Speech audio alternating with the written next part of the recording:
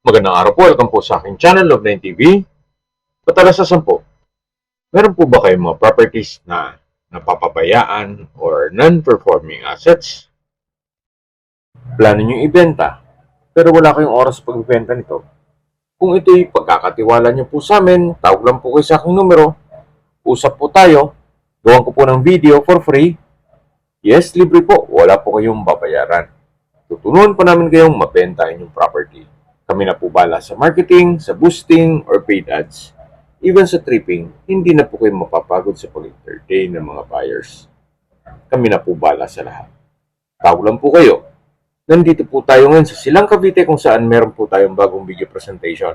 Isang residential farm property na may lot area na 600 square meters.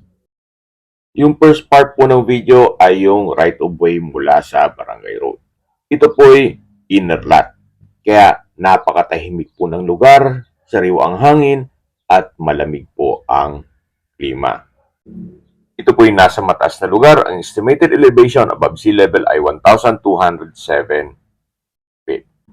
Kaya flood-free area po ito. May access na rin po ng tubig, kuryente at internet provider.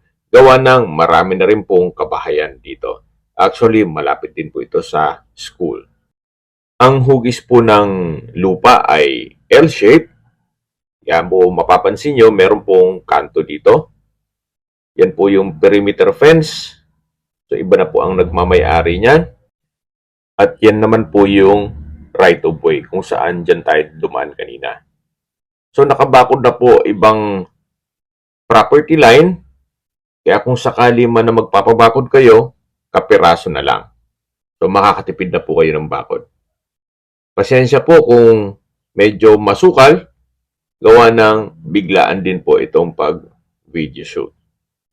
Siguro, i-reshoot ko na lang po ito once na natabasan ito. Pero patag na patag naman po yan hanggang dun sa dulo. Kaya, usable po lahat. Wala pong masasayang. Ang kagandahan po sa ganitong sukat ng lupa ay less maintenance. Especially kung para sa inyong retirement house o bahay bakasyunan. Gawa ng pag-ekta-ektaryang lupain, medyo malaki-laki na ang inyong monthly na maintenance. Kukuha pa kayo ng mga caretaker o magtatabas ng damo o maglilinis sa paligid nito. Pero at least pag ganitong mga 600 square meters, kayang-kaya na po yan na ikutan at linisin ang paligid nito. At syempre, exercise nyo na rin habang nasa bahay bakasyunan kayo, lilinis ng konti, yung normal na buhay probinsya.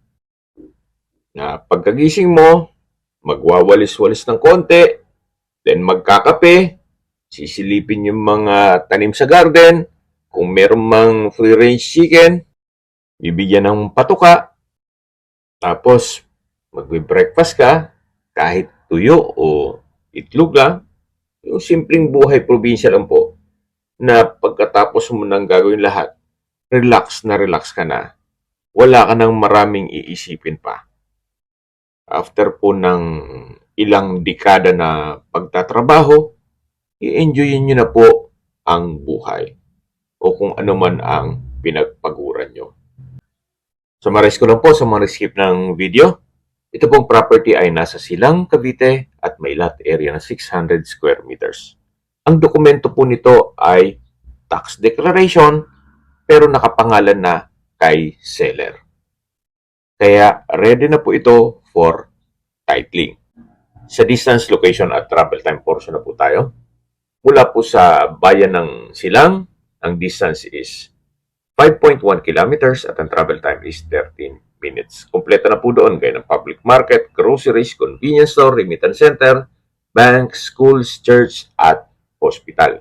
Yan po yung lagi kong binabanggit sa inyo na dapat nyo i-consider sa paghanap ng property, yung meron pong malapit na hospital. Hindi ko naman po sinasabing sakitin kayo, yan naman po yung for emergency purpose lang naman.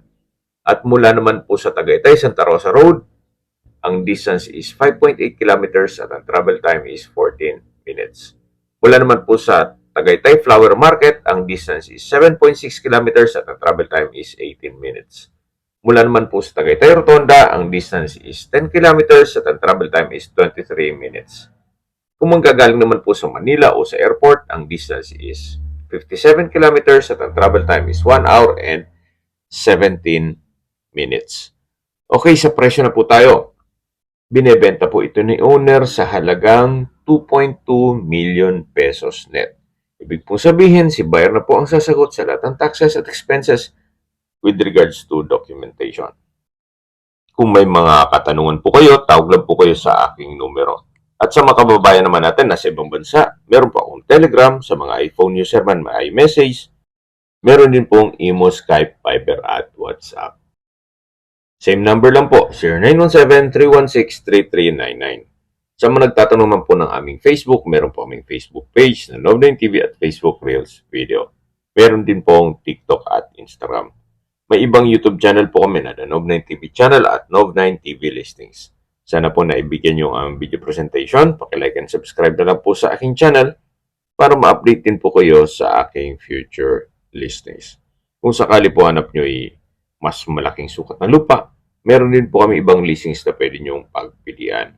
Huwag po kayong magatubiling tumawag sa amin, then let us know your budget para malaman namin kung anong property pwede namin i-alok sa inyo.